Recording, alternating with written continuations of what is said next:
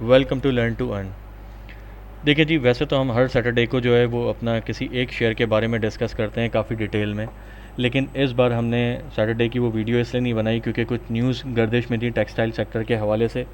तो हमने सोचा कि सबसे पहले उस न्यूज़ की कंफर्मेशन देखते हैं कि वो कितनी परसेंट वो न्यूज़ कंफर्म होती है, और उसके बाद फिर हम एक वीडियो अपनी संडे को ही बनाते हैं जिसमें हम टेक्सटाइल सेक्टर को डिस्कस करते हैं। देखिए जी, अमेरिका के साथ जो इस वक्त जो हमारी जितनी भी डील चल रही थी, उस पे उन्होंने जो 29% जो टैरिफ था वो मुस्तकिल जो है वो ख़त्म कर दिया है।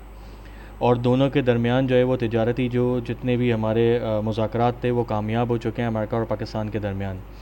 तो इसके हम यहाँ से फिर ये अंदाज़ा लगा सकते हैं कि इंशाल्लाह कल जो है मंडे वाले दिन हम टेक्सटाइल सेक्टर में एक अच्छा बूम देख सकते हैं।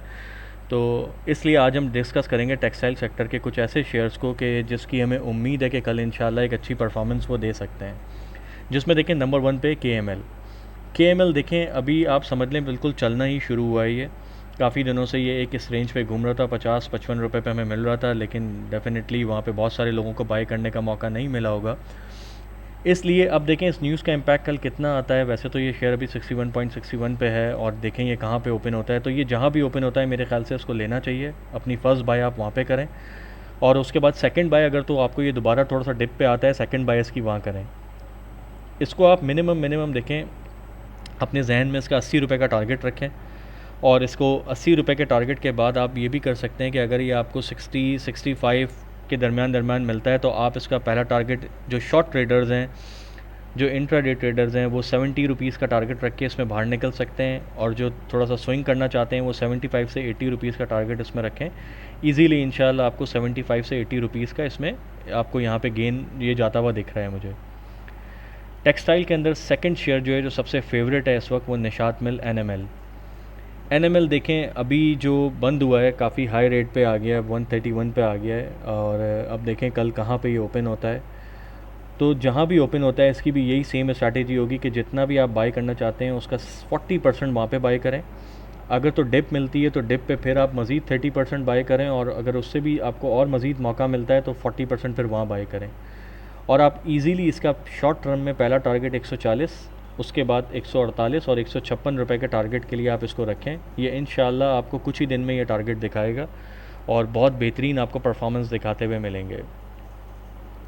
उसके बाद जो हमारा शेयर है वो है GATM, गुल अहमद टेक्सटाइल।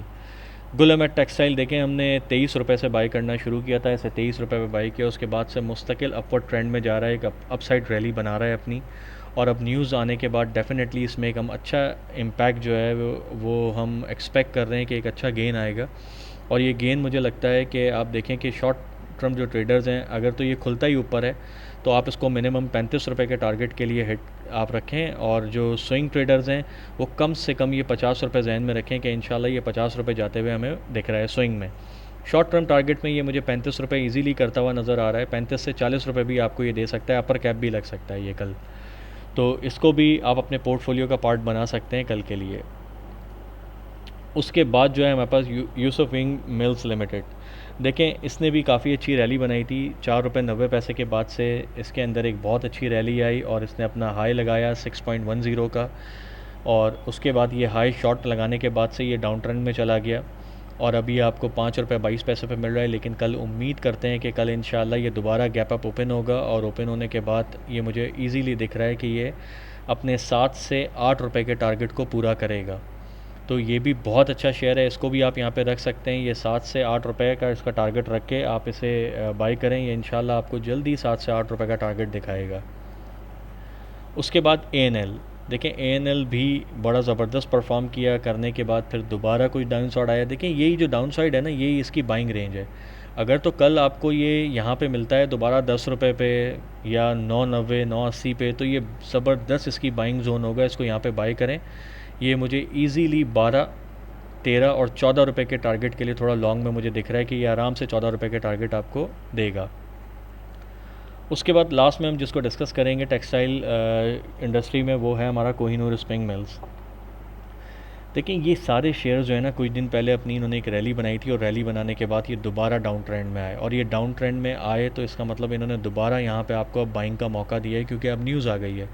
तो इस न्यूज़ के साथ हम ये बिल्कुल सोच सकते हैं कि ये अब जो जिस जोन पे अभी ये 6.18 पे जैसे इसकी क्लोजिंग हुई है, अब आप देखें कल ये ओपन कहाँ पे होता है। अगर तो कल ये इसी के आसपास ओपन होता है तो ये आपका फर्स्ट बाइंग एरिया होगा कि यहाँ पे आप इसको फर्स्ट बाय करें। और अगर ये आपको थोड़ा डाउन साइड पे आता है और 5.80 5.90 पे मिलता है तो ये तो बेस्ट होगा। और अगर यहाँ पे आ जाता है 5.60 पे तो ये तो इसका सबसे बेहतरीन एरिया होगा बाइंग का।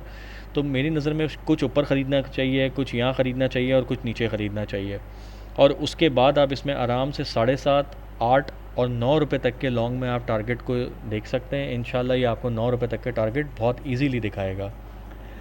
हम उम्मीद करते हैं कि देखें जी, जो ये न्यूज़ है वो न्यूज़ के साथ इंशाल्लाह कल मार्केट एक अच्छा परफॉर्म करेगी और कल उसमें टेक्सटाइल और हमें आने वाले दिनों में ऑयल एंड गैस सेक्टर और टेक्सटाइल, ये दो सेक्टर अभी बहुत अच्छे दिख रहे हैं। तो आप को भी हम यही कहेंगे कि इन दोनों सेक्टर पर नज़र रखें, इनके शेयर्स को बाय करें और पेशेंसली बाय करके बैठें। इसमें जल्दबाजी करने की ज़रूरत नहीं है। इंशाल्लाह ये शेयर्स आपको एक बहुत बेहतरीन गेन देंगे।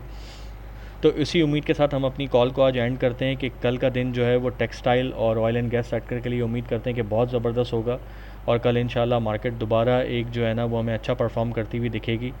तो इंशाल्लाह कल आपके साथ जो है वो मार्केट में ही मुलाकात होगी हमारी। जब तक के लिए अल्लाह हाफ़िज़।